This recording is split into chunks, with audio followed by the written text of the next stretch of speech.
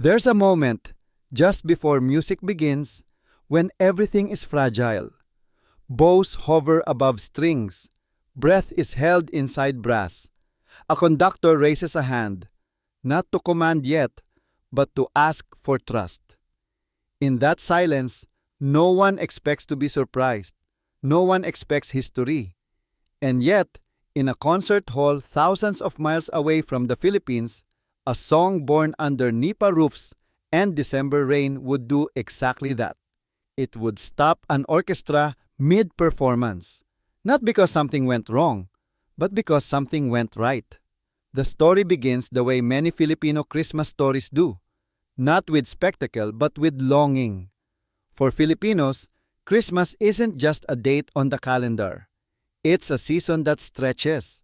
It begins early, sometimes embarrassingly early, like an emotional reflex. As soon as the bare months arrive, something shifts. Radios change. Malls glow warmer. People who have very little somehow find space to give. And always, always, there is music. Songs about reunion, about light, about hope that refuses to be practical. One of those songs is old, older than most of the people who sing it. Passed down not because it was trendy, but because it felt necessary. A melody simple enough to remember. A message strong enough to carry across oceans. For decades, it lived where it belonged. Inside homes, churches, streets lit by parol lanterns. Sung by voices that didn't care about pitch as long as the feeling was true. Until one night, it didn't. That night, the audience was European. The hall was formal. The musicians were trained to precision, to restraint, to centuries of tradition. They were playing a holiday program, familiar repertoire, comfortable applause, the kind of evening everyone thought they already understood. And then came a piece that wasn't supposed to be disruptive, just an arrangement, just another Christmas song, just a cultural addition. No one expected what happened next. The opening bars were polite. Beautiful, yes, but orderly. The orchestra did what orchestras do. They honored the notes, respected the score. But somewhere between the first and second phrase, something changed. A violinist hesitated. Not enough for the audience to notice, enough for the orchestra to feel it.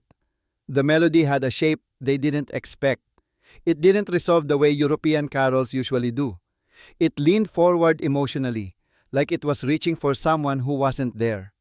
And then the lyrics entered, not in English, not in German, not in any language most of the hall understood. But meaning has a way of traveling without translation. The words spoke of joy, but not the polished kind. This was joy that had survived hardship, joy that knew absence, joy that came back every year, even when it wasn't invited. One musician later said it felt like the song was looking directly at them. Another said it reminded them of home, though they couldn't explain whose home that was. And then, something rare happened. The conductor lowered their hand. The orchestra slowed, then stopped. At first, the audience thought it was intentional. A dramatic pause, a modern flourish. But the musicians weren't posing.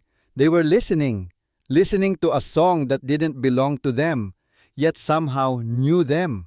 For a few seconds that felt much longer, the rules dissolved. There was no program order, no hierarchy, no expectation of perfection. Just people, holding instruments, realizing they were inside something alive. The conductor turned, not to the score, but to the musicians, and smiled.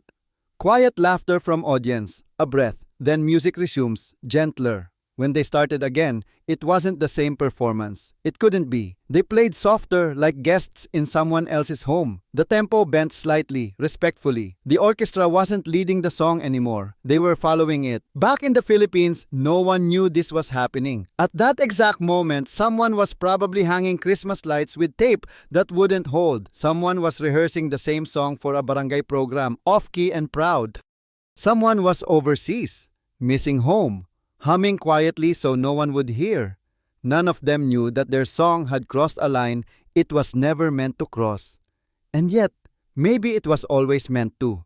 Because Filipino Christmas songs were never written to impress. They were written to survive. What happened that night would be shared later in fragments. A video clip, a post, a retelling that began with, "You won't believe this." But some details would blur. Memories would soften the edges, but everyone agreed on one thing. For a brief moment, an orchestra trained in control had been undone by sincerity, and a Filipino Christmas song had done what it had always done best. It made people stop and feel. This is not just a story about music. It's a story about what happens when something small refuses to stay small.